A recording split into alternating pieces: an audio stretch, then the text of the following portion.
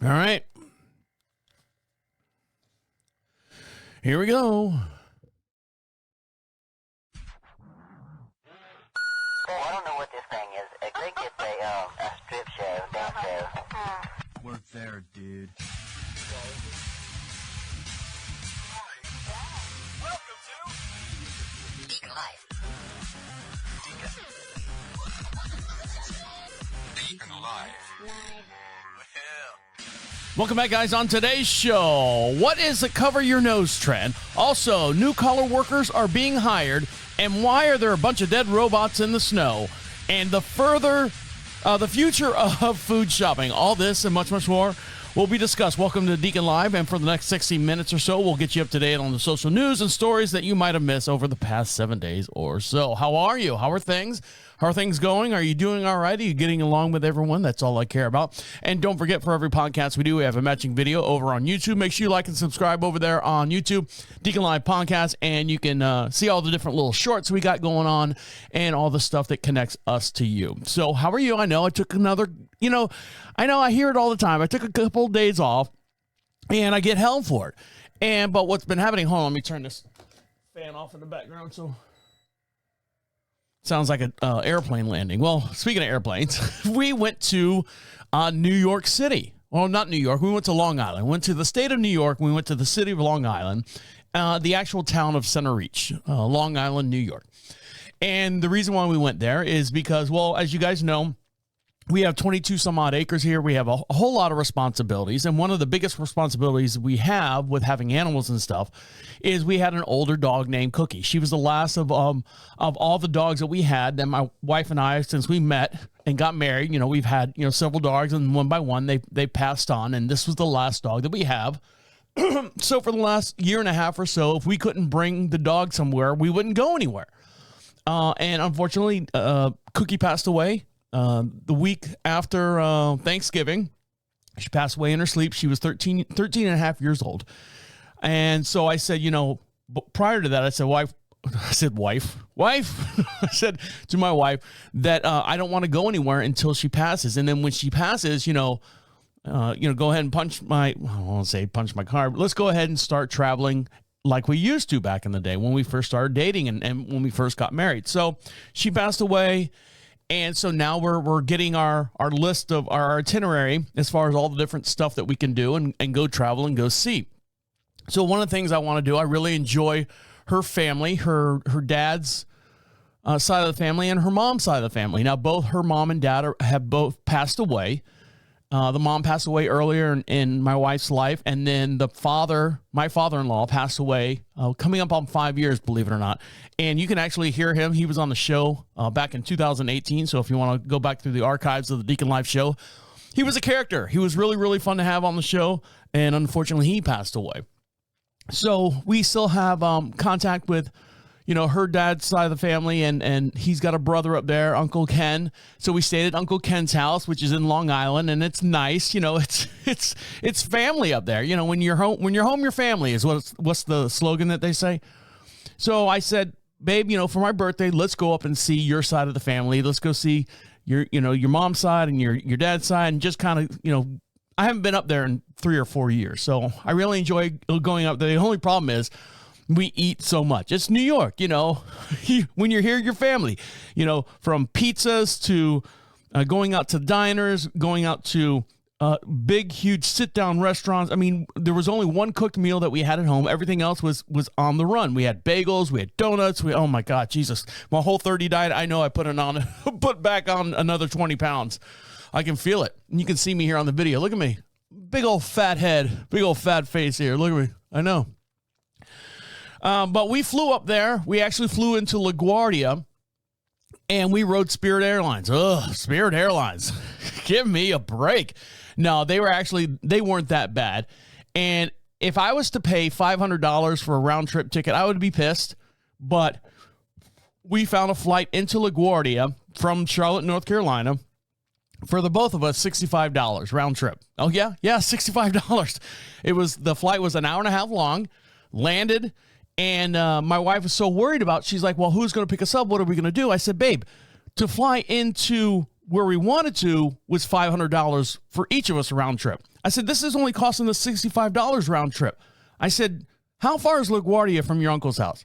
She said about an hour and 10 minutes away. Let's rent a car. How much is a rent a car for 4 days, 5 days, or whatever it was? She looked it up. It was like $45 a day. I said, okay, if I'm going to drive through New York traffic and to get to Uncle Ken's house, I said, I want a Tesla. I want to see what the big fuss is about. I want to see all the hoopla. I want to find out what's going on with these Teslas. So sure enough, we got there, landed, went to the Hertz rent-a-car. They said, yeah, pick out whatever Tesla you want, because it's already paid for. You just jump in it, grab the key or the card, the little black card to start the car up, get in it and go. They scan the car, they scan your ID, and you're out the door you go. So I'm driving this Tesla. And let me just say, it's the model, what's the Model 3, X3 or something like that, the real basic model. There is nothing in this car at all. There's 2 seats, a steering wheel with a couple little toggles on it, a big, almost like a Samsung or an iPad, and then that's it.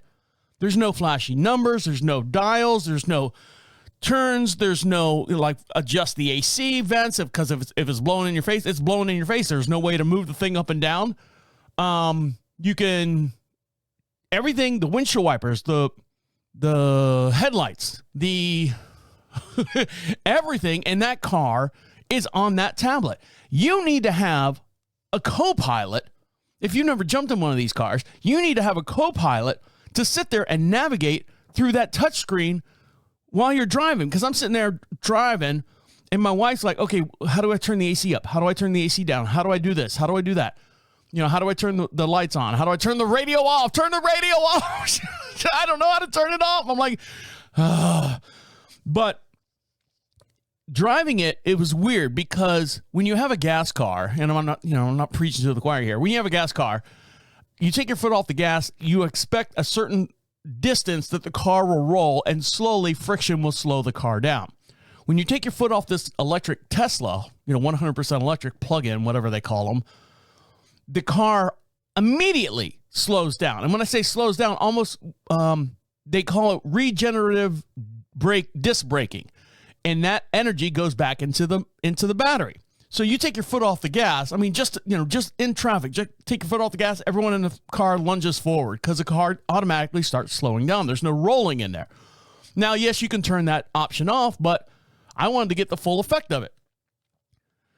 So we're driving around. I'm like, yes, it does have great pickup. I went from 0 to 60 in less than 5 seconds, out on the major highways out there. I forget what interstate we were on, but Interstate 495 or something like that. I hit the gas. Zoom, I take off. We're driving around. Now, there are some blind spots in this car. The post that's right behind the back seat, the driver's seat, and the passenger seat, it's hard to turn your head around and look. So now here you are. You put your turn signal on. There's cameras on the side of the car that shows you what's in that lane. So I said, okay, so I had to adjust my vision to look at this car, this image, and have to trust it. Am I trusting that screen as far as what's next to me? No, because we've all been taught to turn our heads around and look, if you're watching me on the video here, and turn around and look to make sure that our blind spot is open. When I took my driver's test at 16 years old, I got a 98%. I did everything correctly. The only thing I did not do was when we parked and switched drivers, I didn't look, before I opened the door, because we pulled off on the side, like a side street or something.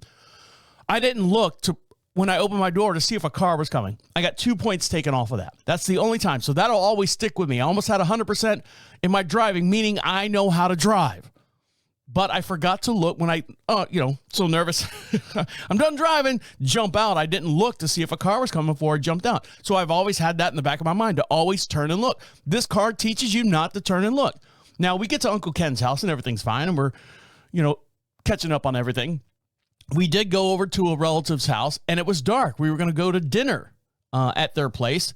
And we're driving now this Tesla in the dark. First of all, the older you get, the less likely you want to drive it at night. You hear people, I don't want to drive at night. I don't want to. It's too dark. I got to get home before the sun goes down. But I understand that because driving this Tesla at night. First of all, headlights are automatic. They go up, they go down. They high beam, low beam, high beam, low beam. So it's this like strobe light effect when you're in traffic. Oh, there's no car in front of you? High beams. 30 seconds later, a car's in front of you? Low beams. High beams, low beams. So it's constantly going up and down. The reverse lights, you can't see them. There's no, big, where it lights up. Your backup lights, nothing. Can't see anything. So you rely on this monitor, again, reteaching your brain how to think to drive everything up after everything we've been taught as, in driver's ed school. So I'm relying on the images on the screen, and then I'm driving and it's so dark in the car because there's no, outside of that tablet, there's no ambiance lighting in there. Normally you'll have like a light on the side where your windows go up and down. You have some kind of light, like your speedometer has some kind of light. Your AC has some kind of, luminescence around it. You got some kind of interior light. This car does not. So it's completely outside of that tablet, and the tablet goes into night mode. So what does that mean? It's a black screen instead of a white screen. It goes into, nighttime mode, which doesn't help because everything in the car is dark. I know it's petty, but driving this car I see now why people get into accidents. I see why people, well, they don't report them all, but you see people getting into accidents. It's driving a Tesla. You really have to forget everything you've learned about as far as safety and rely on the car for your safety. So would I buy one? No, I would not buy one. I'd buy something similar, that had a little bit more bells and whistles on it. But would I pay $45,000 for this Tesla Mark III or whatever, the Model 3? No, I would not. I would not. So, and I know that's like they say don't buy that one.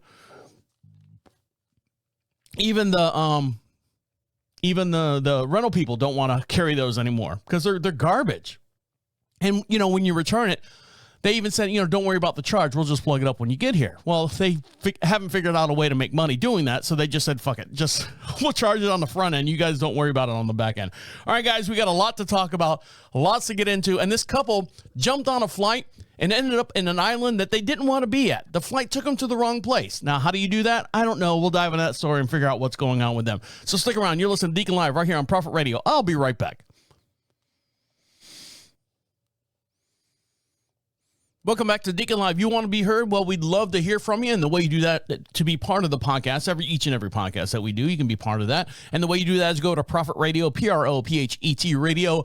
At the bottom of the page says be heard. It's a little microphone, opens up on your tablet, whatever device. If you got a device with a microphone on it, you can be part of the show.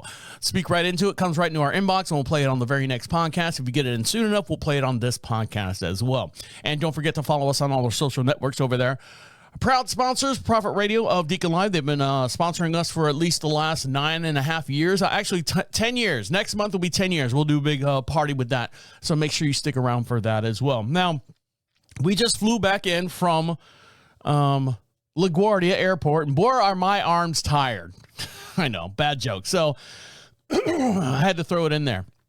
But this couple right here, so when we flew into LaGuardia, $65 round trip. We flew Spirit Airlines, and you always hear about them being late or canceling flights or something's going to go wrong. I was telling my wife prior to us flying, I said, we're either going to die or be late. It's one of the two. And luckily, you watch the news reports and stuff, and then you pray that you don't pray that something bad happens to someone else on a flight, but you pray that, hey, it's been a while since we've seen some kind of mid-air catastrophe or a plane crash or something like that. And you don't want to be, the numbers are coming up soon. You're like going, oh, I hope it's not us. I hope it's not us. And thankfully, that door flew off on that American or that Alaskan airline flight where they plugged the side of the plane to move the exit door up. And so I was like, all right, there it is. There's my in the air catastrophe type thing, disaster. And so we're good. The flight will be good. We were just late. They had to fix something. I don't know. One of the doors up by I almost said nurse's station, by the flight attendant station wasn't closing to keep the coffee filters from falling on the floor. I don't know. They were doing something that took them like an hour to do it. But so our flight was an hour late leaving.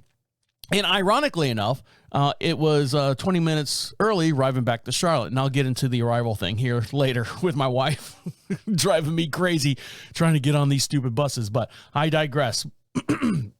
But this couple right here, a bunch of retirees, 2 retirees said that their vacation was ruined after an airline flew them to the wrong island despite checking their tickets 5 times.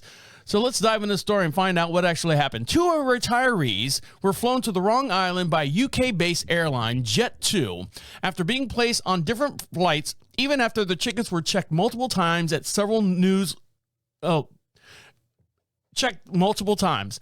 71-year-old Wendy Russell and 69-year-old Linda Trustall reportedly booked tickets to Bristol Airport in the UK to the Spanish island of Mallorca, Mallorca, but instead ended up at the neighboring island of Menorca, Menorca. Now, I don't know if the pilot didn't know the difference between the two. Tomato, right? We're on an island. In the comments shared with the Daily Mail, the duo said they were only discovered the error when the pilot announced that they were landing in Menorca. That's what it is, Menorca. Mallorca and Menorca. There we go. There's the name of them. I figured them out. I know I would. You hear the bags going on, wrong flights, but not people. You get compensated for delay or lost luggage, but they lost us. No, not the bloody baggage is what they said. The woman said their tickets were checked 5 times, including at the gate by the flight attendant on board who checked to see if they were in the correct seats, but missed the incorrect destination. When arriving to Menorca at the airport, they also learned that their checked luggage had landed in Mallorca. In a statement shared with Business Insider, Jet2 spokesperson apologized to the 2 women, describing this as an extremely isolated incident. So let me get this straight. Now, with all that, now UK is a little bit different. They're a little bit crazier than we are here in the United States. But when you get on, you have to show your ID to get through TSA, right? Dude, all right, there you go. You have to show your boarding pass just to get to the gate. Whether what gate you go to, it doesn't matter. Dude, they scan it. Then when you get on the flight, you either have that little QR code on your phone or that you have the actual paper boarding pass. And they scan, dude. Didn't it go, you are not allowed on this flight. You are on the wrong flight. Ding dong. Do they not have something digitally like that where they scan the people to create a manifest of people that are on or not on the plane, and especially to make sure that they're going to the right location and they're doing the right thing? I guess not. Are they a little behind the times? I guess so. If you want to jump on a plane and go somewhere else, or it's a roulette of where you're going to end up. I don't know. I don't know how that happened, but that's what happened to these 2 older women over in the UK. Got to the wrong island. I want to go to Istanbul, not Constantinople. It's the same place. Now, when we landed in, well, hold on. Let's do it this way. So when we landed in LaGuardia, small airport, I think there's maybe like 6 gates. I mean, it's really, really small airport. You can't get lost in there. I mean, literally from the gate to getting outside was maybe 200 yards, which is not much. If you ever walk like an Atlanta airport where they have shuttle buses and trams and stuff running up and down the airport to get you to the right location. This was basically off the plane, out 2 doors, and then boom, you're outside. Oh my God, it's fucking freezing outside. And we went to go get our Tesla. Now, what they're finding out over in Chicago, that all their electric vehicles aren't working because they are right now going through negative double digits. So don't forget, for every podcast we have a matching video. I'm going to switch to camera 4 so we can all see this and all be friends. And let's find out what's going on over in Chicago and why these Tesla cars are not running. Everywhere in America's cold. Do what I do. Layer up. Long sleeve shirt, vest, shell, jacket. But if you really want to stay warm, don't drive a Tesla. The freezing temps are zapping the juice out of electric cars, leaving drivers stranded. In Chicago, a little cold weather turned a supercharging station into an expensive junkyard. Oh, we got a bunch of dead robots out here. Dead robots. Dead Teslas packed the parking lot at this Tesla supercharging station in Oak Brook, a scene mirrored in other supercharging stations around the Chicago area. Man, this is crazy. It's a disaster. Seriously. With temperatures falling into the negative double digits, these charging ports have stopped charging, leaving many Tesla owners stranded here in long lines since Sunday. Oh, it's a Tesla graveyard. If you bought an electric car, you're praying for global warming. Now, you want to Get it? Because that's the whole reason behind the whole Tesla car. I know. So, yeah, I guess they haven't figured that out. The Tesla cars, when it gets to below a certain degree. Now, I know here in the studio, we got an 800 square foot studio. If I don't run the heat up here and I've got like a little remote control here that does a couple things, if it's colder than 30 degrees, or not 30 degrees, but anywhere below 35 degrees here in the studio, because it is a building that we don't use all the time, my remote controls don't work. I've got to like warm them up a little bit just to get the batteries to work in that. I guess they didn't think about that in Tesla cars. And, how do you keep those up? You're going to have to turn around and do what like the big old diesel guys do, where they put that block heater on the engine so the diesel engines will turn over. Tesla's going to have some kind of battery warmer that you slide under the car to keep those batteries warm so you can fire them up in the cold. And then what happens? You got a big old disaster fire happening. Now, this woman right here just was trying to escape the cold and found herself at the bottom of a garbage can, frozen. And I say garbage can, a dumpster. Now, hold on. She wasn't frozen solid. Let's get into the story. In Riverton, a Riverton city worker posted a video on social media last Saturday describing how he rescued a woman he found frozen to the bottom of a dumpster during his garbage route. Travis Lewis, no relationship, to Riverton city worker said he'd been filling up had been filling in on this garbage route for another worker and posted a tearful video of himself on his Facebook page Saturday, saying that he found a woman in a dumpster when he went to emptied it at the Riverton City Park. He says, I went to the empty dumpster in City Park and a head popped out of it. He says, there was literally a lady frozen to the bottom of the garbage can. Lewis noted that it had snowed recently and was cold. He clarified that the woman's clothes were frozen to the bottom of the dumpster. He said he helped the woman to get out of the dumpster and warm up. Then he called his parents to come pick up the woman. Hey, Ma, I found this lady. Can you come pick her up? While waiting for his parents, he took the woman to a nearby gas station to get something for her. And she bought me some stuff, not the other way around. Oh, she bought him some stuff, not the other way around. Lewis said his parents picked up the woman and took her to their home for a bath and to launder her clothes. Lewis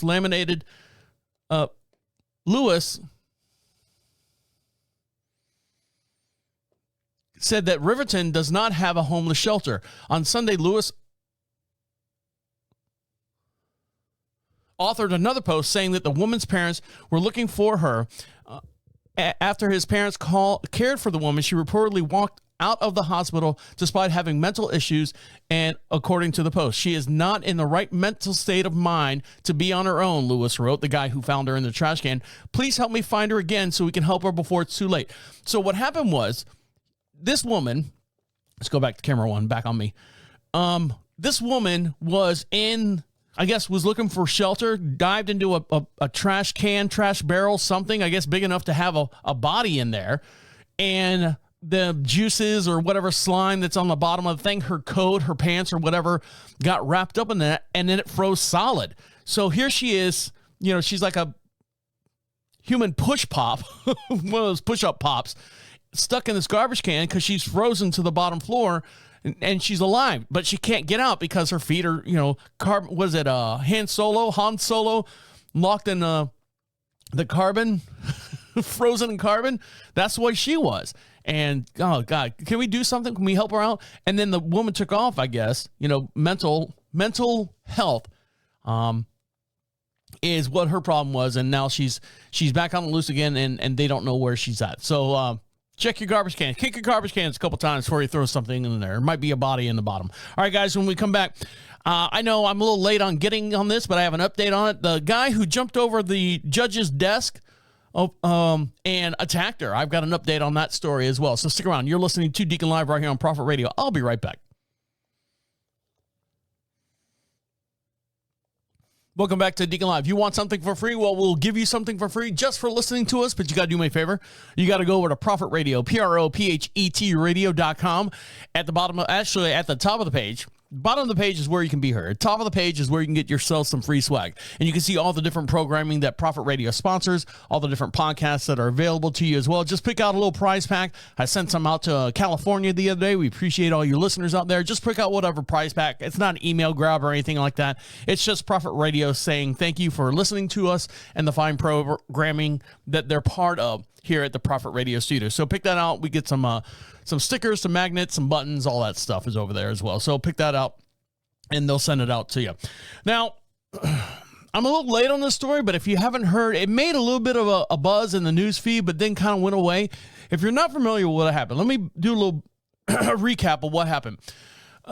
Deobra is his name, Deobra Redden, 30 years old, is a 3-time felon and was in the Clark County District Court with Judge Mary K. Holthus in the courtroom, was in her courtroom for being sentenced on a charge of attempted battery with substantial bodily harm, is what the record says. So what happened was Holthus was sitting behind the bench. She's the judge. When Redding ran up to, didn't like what the sentence was coming out of her mouth, broke free and ran and jumped over the actual judge's desk. Now, I don't know if you've been in court before, but 9 times out of 10, the judge is sitting up higher than the rest of the audience, the people in the courtroom. So you've got to do like this big old leap over the thing to get a hold of her. Now I'm going to switch to camera 4 so you can see this video. This is the raw video of what actually happened, and we'll dive in the story of what the update is on what happened to him. So here he goes. Warning, graphic images. So, and don't forget, for every podcast we do, we have matching video. You can see all this on YouTube as well. Make sure you like and subscribe to us at Deacon Live over on YouTube as well. So here we go. I think it's time that he gets a taste of something else. All right, so here we go. I appreciate that, but I think it's time that he gets a taste of something else because I just can't with that history. In accordance with the laws of the state of Nevada. Now, she basically said, I can't with his history, give him something else. So he needs a little bit more taste of something. And when she said that, he broke free from his attorney, and this is what happened. Whee! Jumped right over. Yep. They're fighting behind the desk.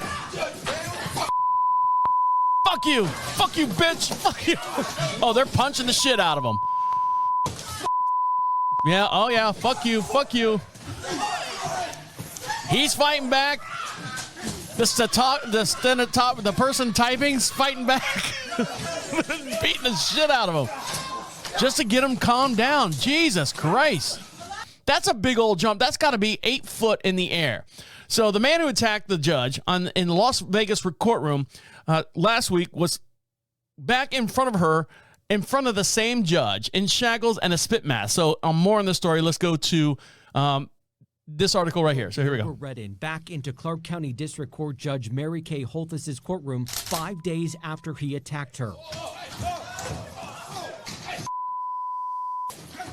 Holthus was sentencing Redden on an attempted battery charge when he jumped a table and leaped over her bench, stopping the hearing. The attack leaving a trail of blood, as seen in these photos the 8 News Now investigators obtained, forcing a hazmat crew to come in and clean up. Indicating the sentence I intended to impose. Monday was a continuance of that hearing. Holthus saying her sentence, the 19 to 48 months prosecutors asked for, did not change since last week. I want to make it clear that I am not changing or modifying the sentence I was in the process of imposing last week before I was interrupted by defendant's actions. Those actions leading officers to cover Redden's face Monday with a spit guard, his hands covered in gloves.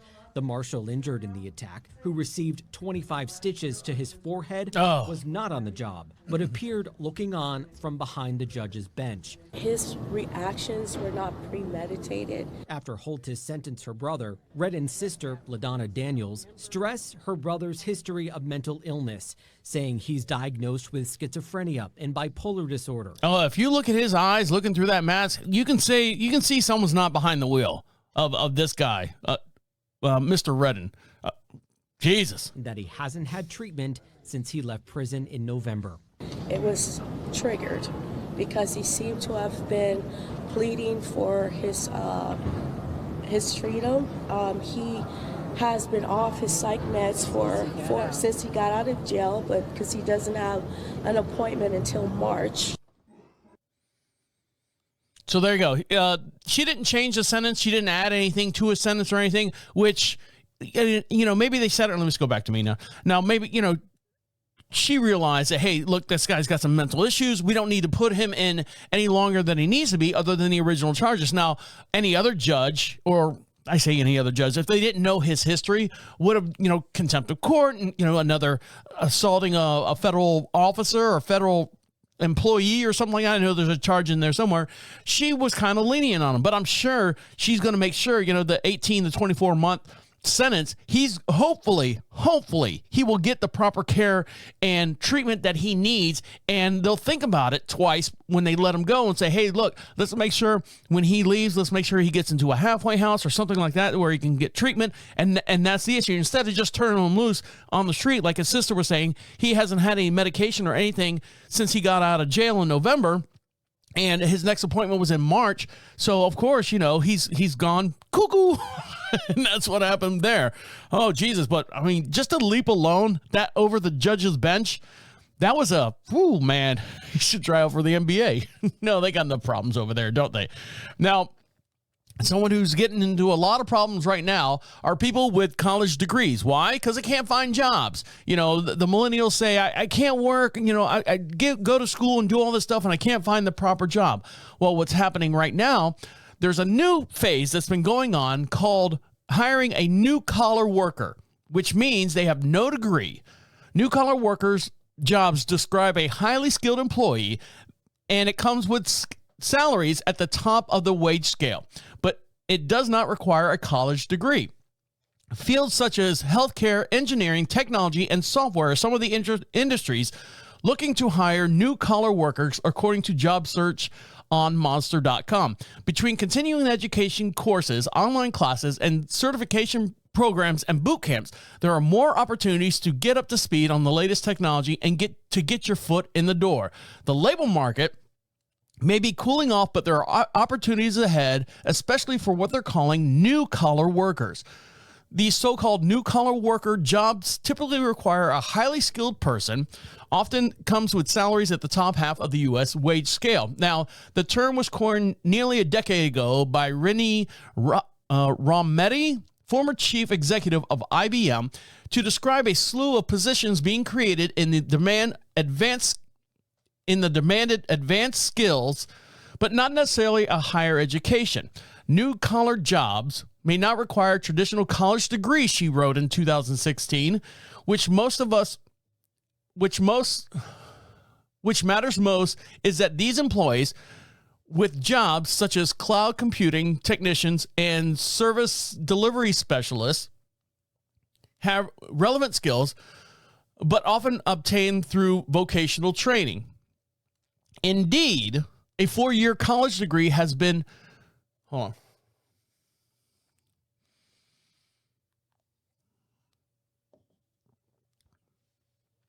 Indeed, a 4-year college degree has been losing its luster. Rising college costs and ballooning student loans balances have caused more students to question the return on their investment for education.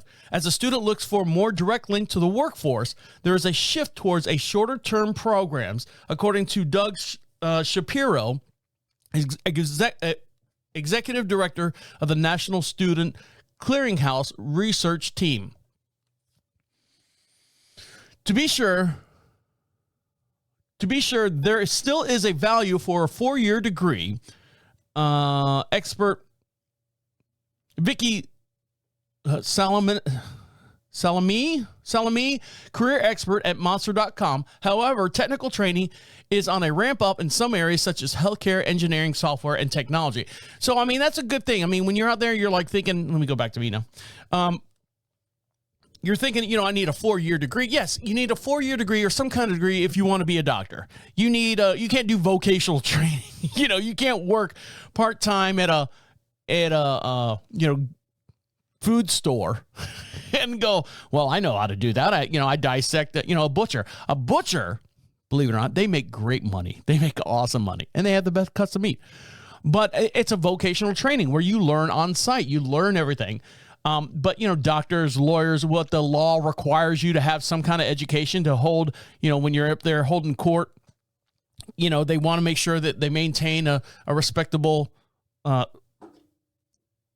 candidate. They want to make sure that everyone is following the right procedures. You just can't jump into these things. But I mean, to be like an IT professional guy, my IT professional guy that I had for many years worked at Dell for a long time, and he just learned by on-the-job training. Now, and then I hired him, and he worked out well. He doesn't have a college education. He doesn't have a degree or anything like that.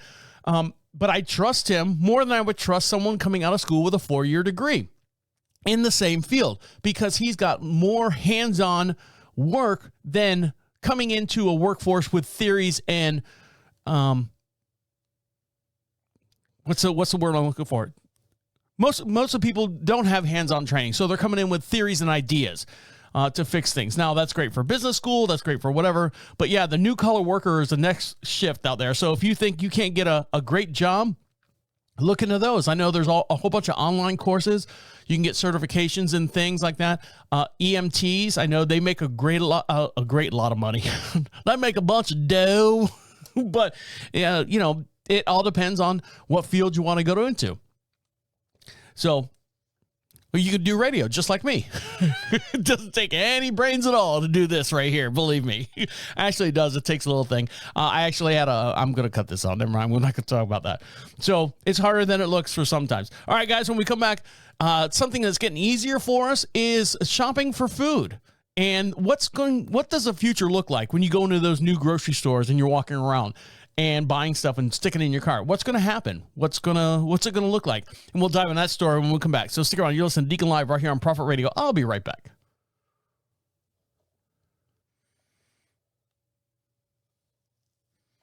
Welcome back to Deacon Live. You want to be heard? Well, we'd love to hear from you. And the way you do that is go over to our proud sponsors, prophetradio.com. That's PROPHET radio.com. At the top. Excuse me. At the bottom of the page says, be heard. Click on that. Opens up a little microphone on whatever device you're listening to us on. If you've got a microphone on your tablet, your computer, or your smartphone, speak right into it. You can be anonymous if you want. I don't care. It's not you can say whatever you want, and we'll play it on the very next podcast. You can be podcast famous and be right here in the studio for everyone to hear. Hey, Mom, look at me. I'm famous. I'm on the Deacon Live show. Hell yeah. So speak right into that. And we'll play it on the very next podcast. If you have questions for us over the last almost 10 years of shows, by all means, let us know. Or if you just want to say happy birthday to anyone or anything like that, just give us a shout out. We'd love to hear from you. And we won't make fun of you. At least I won't. Someone else might, but I won't. Now, out here, we live like I said, 22 some odd acres. We live in a little town called Marshville. Now, Marshville has a population of 2,500 people. 2,500, that's 2,500 people. I think my graduating class had about 700 people and a school of, times 4, 2,800 people. So as many people that went to my high school is how many people that live here in the town that we live in. Small town. So we have a small little food line. We have a Dollar General. I feel like they're on every corner here in North Carolina. They got a monopoly going on. But to get to a good food store or food shopping store, I got to go to the next town over, and that's Walmart. Well, the next town over has a Walmart, I should say. And I can get anything I want. And I love Walmart. You guys know this by now if you've been listening for any length of time. I love getting, cat litter, soap, a grill, some brand new shoes, and milk and beer, eggs, and all the stuff that goes in there when you go grocery shopping. I love that.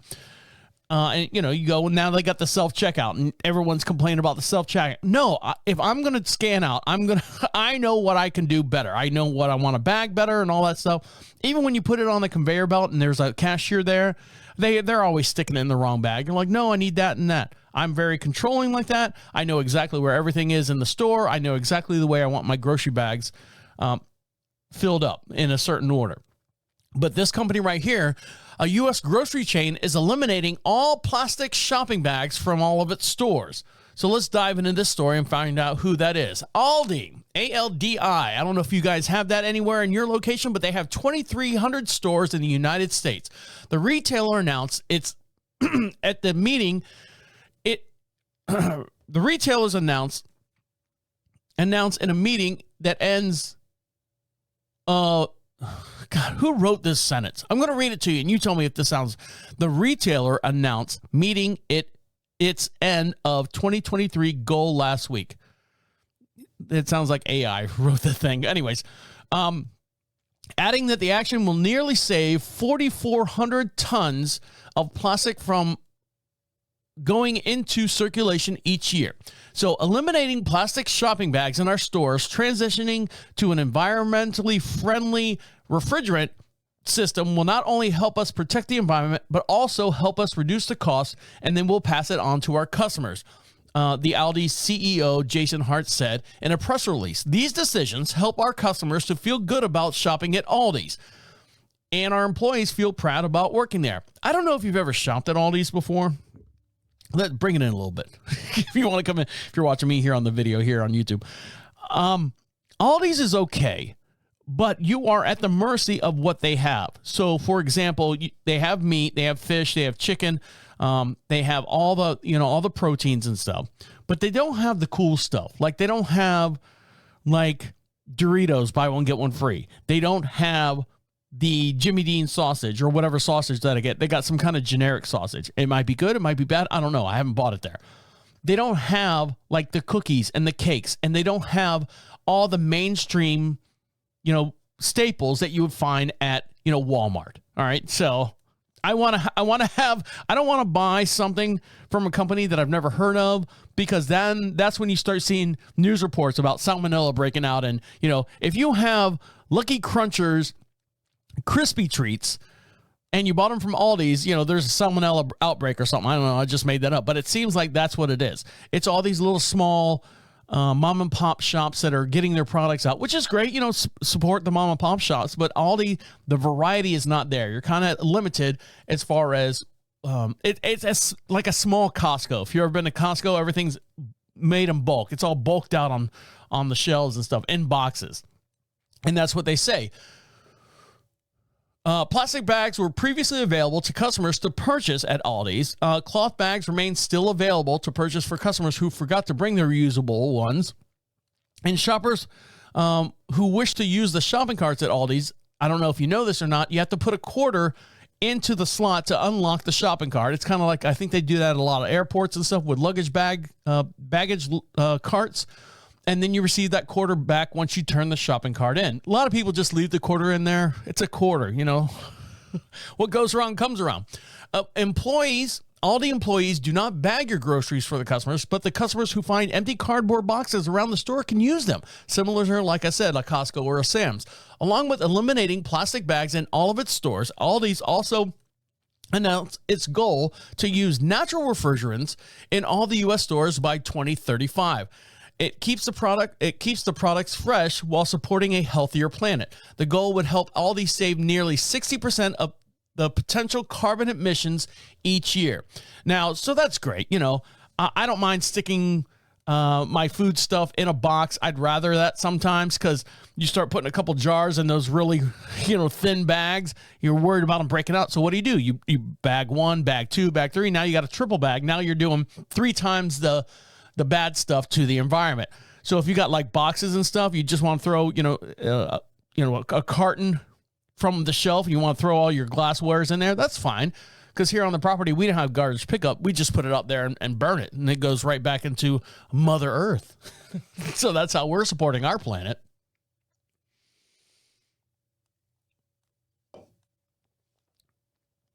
But with all the things with AI, and like I said, artificial intelligence and everything in New York City, we were just in the state of New York here recently. We didn't see these shopping carts, but in New York City, the future of grocery shopping is changing with a twist due to AI. Now, don't forget, for every podcast we do, we have a matching video as well, and you can see this in real time. Go over to YouTube, search DeaconLive Podcast, and make sure you subscribe over there. I don't do it for any like clicks or likes or anything over there. It's just another media for you guys to enjoy the podcast, which is DeaconLive, and be part of the family, so you guys can enjoy it as well. So we're going to watch this video. We're going to go camera 4, so you can see this in real time as we're talking about it here. So here we go. The new way of shopping, the rise of AI. So here we go. May become easier with the new Instacart AI shopping cart. Fox Business's Madison Allworth is live at a Fairway Market in New York City this morning with more during AI Week here on Fox Business. Madison. Good morning, Maria. This is the Caper Cart, and it's being rolled out across the country. Instacart gave us the opportunity to take this thing for a spin. Take a look.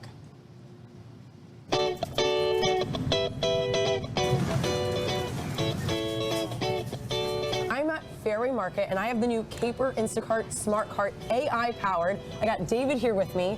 David, I got big plans tonight. I'm thinking spaghetti and meatballs. Can you help me? Boring. Excellent. Let's go shopping.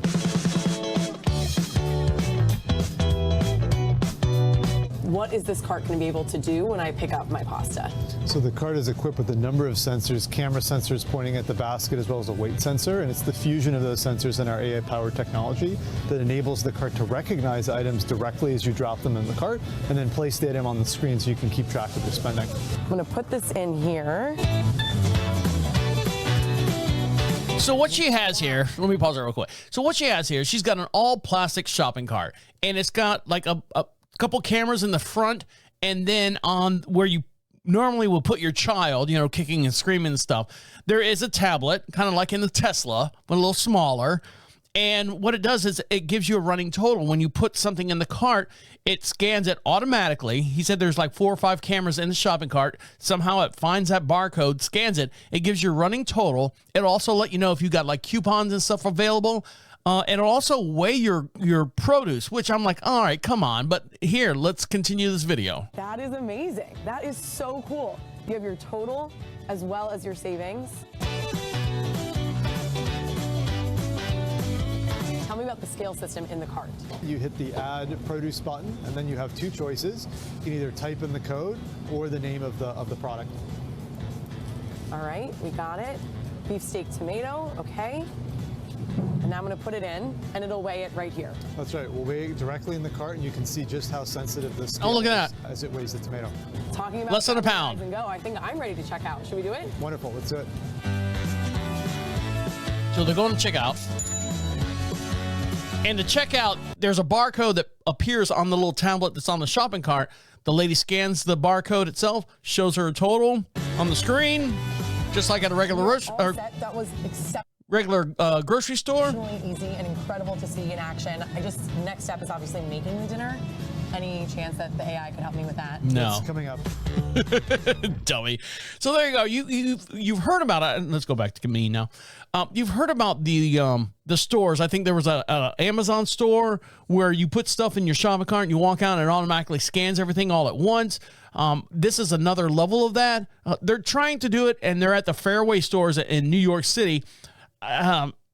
Is it going to take off? Is the technology there? Is the price point there? You know, can you afford to have all these smart shopping carts floating around your store? Because, I mean, not for nothing. I know some of the grocers in like New York City, they're small, man. I mean, you can barely get 50 people in the store without bumping elbows. So they're going to only have like maybe 20, 25 shopping carts, not like your big retail stores, your Winn-Dixie and all those other stores that have, you know, you can get 100 and some odd people in there. So they have to have 100 and some odd shopping carts, you know, as backup and stuff. Is the price point there yet? I don't know. The smaller groceries and bodegas might have that. But yeah, it's cool. You know, in theory, it's cool. But what is it saving? What is it actually saving you? What is it actually doing for you as far as cutting down on the environment and stuff? Just because you got a shopping cart that has, you know, rings it up as you're shopping, it's not really saving the environment. You know, you still have to bag it. You still have to do all that stuff. It's just something fancy. It's a novelty, in my opinion, just to get you into the store and spend more than you wanted to, or less than you wanted to. Because when you start seeing that total going up, you're like, well, maybe I don't need the bag of cookies or the cake in a box or something like that. Maybe I don't need those because my total bill is already past my budget. All right, guys, when we come back, there is a new trend that's out there called the cover of your nose trend. So if you're looking back at all your Christmas photos and your Thanksgiving photos and all your holiday photos, and you see your little teenage kid with his hand on its nose, I'll tell you exactly what they're doing. So stick around. You're listening to Deacon Live right here on Prophet Radio. I'll be right back. I promise.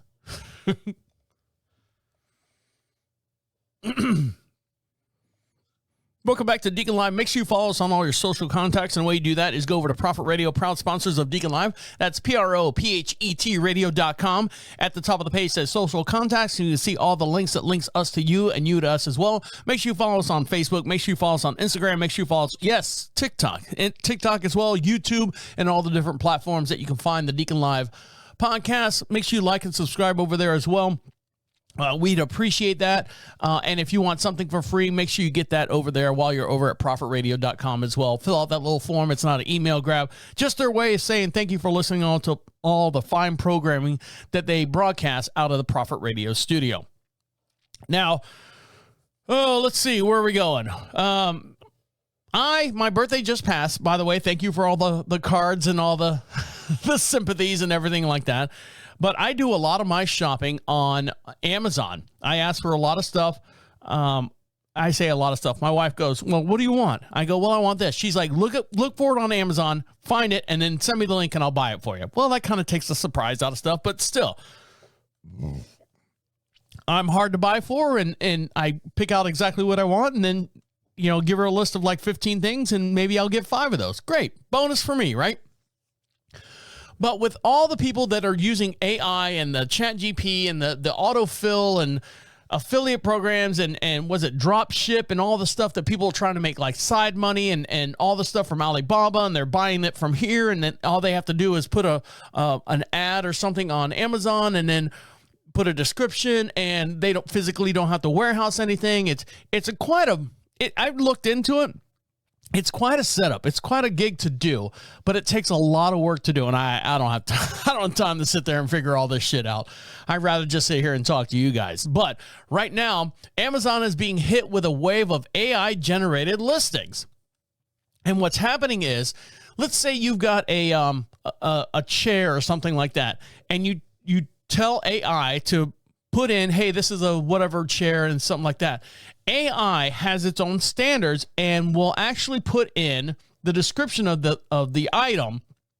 I cannot fulfill this request as it goes against the open AI user policy.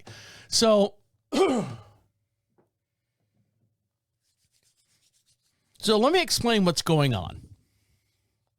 Because when you're searching for stuff, when it goes into the actual title of the item, the title of the item says, I'm sorry, I cannot fulfill this request as it goes against the AI use policy. My purpose is to provide helpful and respectful information to users. -Brown. So I guess there's certain keywords when you put in there, the automatic open AI generates, they find the words offensive, or they find the words not offensive, but they can't use a description of it. So let's dive into the article. Amazon says it has removed listings and questions as it's further enhancing its systems. Amazon has been hit with a wave of odd AI-generated listings. The site has been playing host to items such with such names. Like I said, I cannot fulfill this request because it goes against our policy. The trend suggests that companies are using the OpenAI popular chatbot to create product descriptions, including items' names, without reviewing the final details. Another listing, which appears to be a piece of hose, is titled, I apologize, I cannot complete the task as required using trademark brands, which goes against our OpenAI users policy. The listing had also been removed from the site. While Amazon has been known to struggle with AI-generated reviews, this new trend raises questions about how thoroughly the site reviews some of its product listings. Representative for Amazon and OpenAI did not immediately respond to a request for comment from the Business Insider, but made outside made outside working hours. In a statement shared with Futurism, the company said, "We work hard to provide a trustworthy shopping experience for our customers, including requiring third-party sellers to provide accurate information about their products listing. We have also removed the listings in questions and are further enhancing our systems," the spokesperson says. AI is already being used to flood other areas of the internet with content. On X, or Twitter, a similar phrase has popped up in a seemingly AI-generated post. So what they're saying is, if you put some kind of weird terminology into the AI chatbot thing, it says, oh, that word right there does not meet our standards and stuff. So that that response goes into the listing. Now, I don't know why. The guy was putting a dresser on there and it said the dresser is brown. So maybe the term brown dresser is some kind of hint to some kind of sexual thing. Hey, man, where do I go from here? Yo, man, I'm a stripper. I'm brown. And so I'm not a stripper. I'm the opposite of a stripper. I'm a dresser. So I will start nude and then dress. So maybe they think it's some kind of sexual thing. And the whole thing about putting a hose up there, maybe it's referring to like rap girls' or rap boyfriends' girlfriends as hoes. We can't put hose on there because, yo, man, that goes against our policy. So I don't know. If you see that out there, that's what's happened. I wouldn't trust that item. As soon as I saw that, I'd be like, oh, this is garbage. But that's what's happening. If you're seeing out there when you're searching on Amazon for something, if you see that as the title, they've used an AI chatbot to create the title and create that whole page. I'm sure the product's so good, but for whatever reason there's keywords on there that get flagged.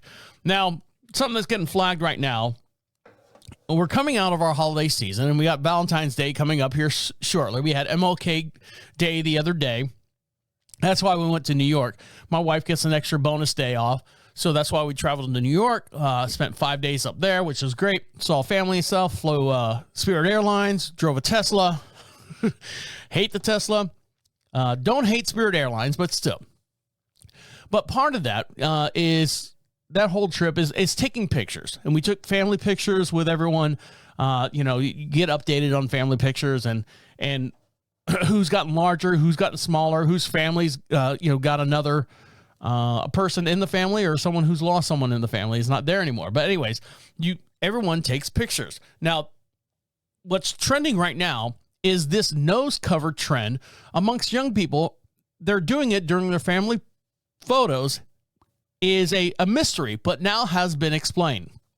Parents have to deal with weird trends and pranks from their teenagers in the past, but this does not stop them from being confused about the new trends when new trends begin.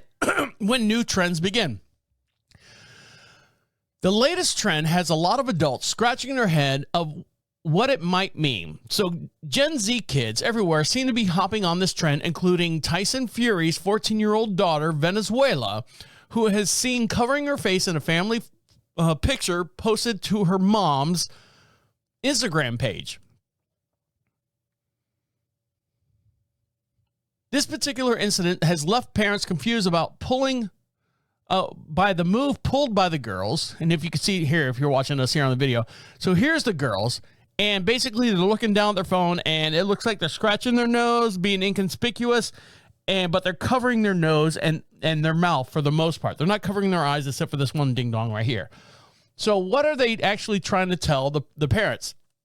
This particular incident left parents confused about the move pulled by the girls, with them being curious if it's a secret sign or a traveler's thing. However, Mother Michelle Harris spoke to Fabulous about this trend, explaining, after several attempts to snatch the perfect Christmas family photo, I turned to my teen and finally asked them why. Is everything okay? Why won't you show up in the family photos for your handsome boy that you are anymore? And then the big whopper, are you being bullied? Is everything going all right at school? Why do you keep hiding your face? To my surprise, he turned to me and laughed, said, no, but I won't won't be a part. Let's see. No, but I will. Are you being bullied? And then he's surprised and looked at me and laughed and said, no, but I will be if you post these pictures of me online without my consent. All right, kids, get over yourself.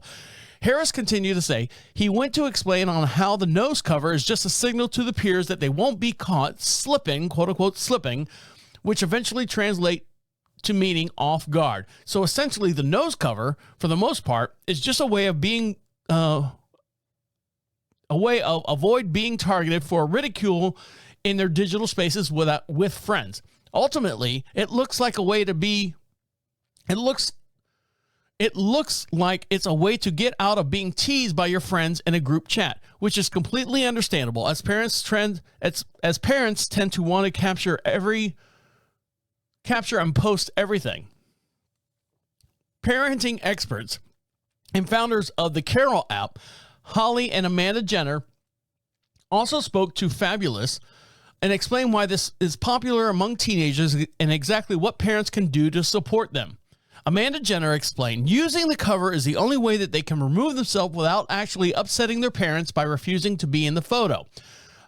The online world is a very hard thing for teenagers to tackle, as well as we all know. But to have pictures across the social channels, which parents have taken, may not be perfect. This can really affect teenagers. So they're all worried about, oh, I look fat in this picture. I don't look good in this picture. My eyes are crossed. I'm not wearing the right outfit. Yet mom and dad are out there taking pictures. Not probably mom more than dad, of these unflattering pictures. Amanda also added, it's important to remember that in this phase is a normal part of growing up, where seeking independence and establishing personal boundaries are key development milestones. It looks like the trend is a way for teenagers to deal with certain insecurities they may have, or to protect themselves for being quote unquote roasted at school. We've all been there. So essentially what they're doing is like, no, mom, I don't want to be in this picture. You're going to be in the picture. No, I don't want to be in a picture. All right. And then they just kind of do this nose thing where it's just their eyes. I mean, isn't that where the hijab came in?